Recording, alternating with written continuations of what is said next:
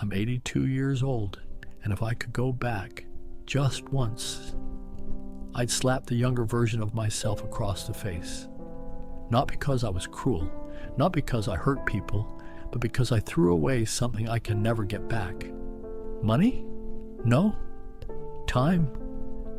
And the saddest part? I thought I was being smart. Let me tell you who I was. Born in 1943, grew up with nothing. My father worked 2 jobs just to keep food on the table. My mother stitched clothes late into the night. I learned early, money is survival. So when I turned 18, I made myself a promise. I would never be poor again. I got my first real job at 21. Factory work, decent pay. I saved every penny I could. Didn't go to bars, didn't buy fancy clothes, didn't take girls out on expensive dates. I was disciplined. By 25, I had saved enough to start a small business, a printing shop. Nothing glamorous, but it worked, and then it grew. By 30, I had 3 locations. By 35, I was making more money than my father ever dreamed of. I thought I had won. I thought I had figured it out. But here's what I didn't see. While I was building my empire, I was destroying my life. My wife, Sarah, God, she was patient. She'd ask me to come home for dinner. I'd say, not tonight, I have work. She'd ask me to take a weekend off. I'd say, maybe next month. She'd show me our son's drawing from school. I'd glance at it and say, that's nice, without really looking. Because in my mind, I was doing this for them. Every extra hour I worked, every deal I closed, every dollar I saved, it was all for my family's future. That's what I told myself. But the truth? I was addicted. Addicted to the feeling of making more, of winning, of proving I wasn't that poor kid anymore. My son grew up barely knowing me. I missed his first words, his first steps, his baseball games, his graduation. I was always too busy. And Sarah, she stopped asking. She stopped waiting for me at the dinner table. She stopped trying. By the time I was 50, we lived in the same house but barely spoke. My son moved across the country the moment he turned 18. We talk maybe twice a year now. Awkward phone calls where neither of us knows what to say. And Sarah? She passed away 3 years ago. I held her hand in that hospital room, and I realized something that shattered me. I had spent 50 years with this woman, and I barely knew her. The day she died, I went home to an empty house, a big house, expensive furniture, everything I thought mattered, and I sat in that silence, and I broke. Because all that money, all that success, all those years of building a future, what did I build it for? For who? I looked around at my accomplishments, my bank accounts, my properties, and I felt nothing, just emptiness. That's when it hit me. I hadn't made a mistake with money. I had made a mistake with life. So let me tell you what I learned, what I wish someone had told me when I was 25. Lesson 1.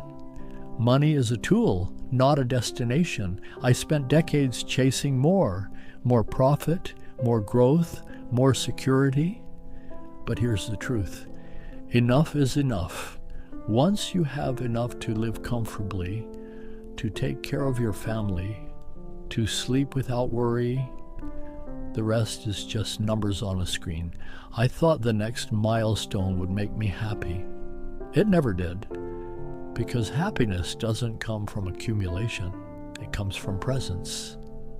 Lesson 2, time spent is gone forever. Money spent can be earned back. This is the one that haunts me most. I treated time like it was infinite, like I could always make it up later. I'll spend time with them when the business is stable. I'll take that vacation next year. I'll slow down soon. But you know what? Soon never comes. And now I'm 82. My wife is gone. My son is a stranger. I have all the time in the world now, and no one to spend it with. Lesson 3. Your children don't need your money. They need your presence. I gave my son everything: private school, college tuition, a trust fund. But I didn't give him a father. And you know what he told me once, years later? He said he would trade every dollar I ever gave him just to have had me show up to his games, to his recitals, to his life. That broke me, because I can't go back and fix it. Lesson 4. The people who love you won't wait forever. Sarah waited for 20 years. She asked, she pleaded, she compromised, and then she stopped. Not because she stopped loving me, but because she got tired of being second place to my ambition. I thought she'd always be there. I was wrong. Lesson 5. Your deathbed won't care about your bank balance. I'm closer to the end now than the beginning. And I'll tell you what I think about. It's not my business, not my properties, not my portfolio. I think about the moments I missed, the birthdays, the anniversaries, the quiet Sunday mornings I could have spent with Sarah drinking coffee on the porch. I think about the conversations I never had with my son, the trips I never took, the life I never lived, because I was too busy preparing for a future that, well, this is it. This is the future I built, and it's empty. If you're young and you're watching this, listen to me. Please don't make my mistake. Don't sacrifice the people you love for a life you think you're building.